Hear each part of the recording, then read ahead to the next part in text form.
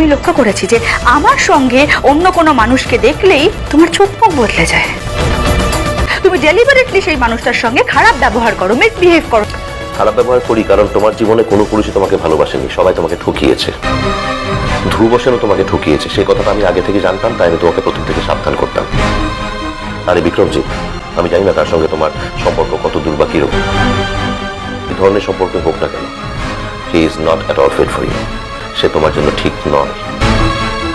একজন সম্পূর্ণ উল্টো প্রকৃতির মানুষকে দেখলে প্রথম দেখাতে একটা ঝোঁকের সৃষ্টি হতে পারে, কিন্তু সেই সম্পর্ক কখনো চিরস্থায়ী হতে পারে না। দুজন বিপরীত স্বভাবের মানুষের সম্পর্ক কোনোদিনই চিরস্থায়ী হয় না, বন্ধু হলেও না। তুমি তুমি এত বড় বড় কথা বলছো কি করে?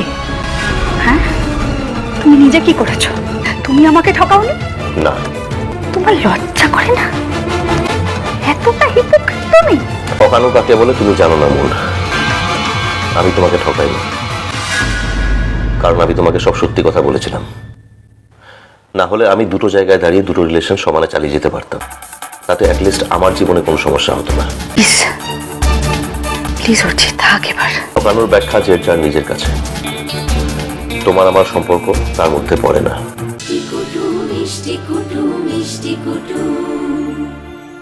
ভিডিওটি সম্পূর্ণ বিনোদনের জন্য তৈরি, ভুল ত্রুটি হলে ক্ষমা করবেন। ভালো লাগলে লাইক, শেয়ার ও কমেন্ট করতে ভুলবেন না। আর চ্যানেলটি সাবস্ক্রাইব করে পাশে থাকবেন। ধন্যবাদ।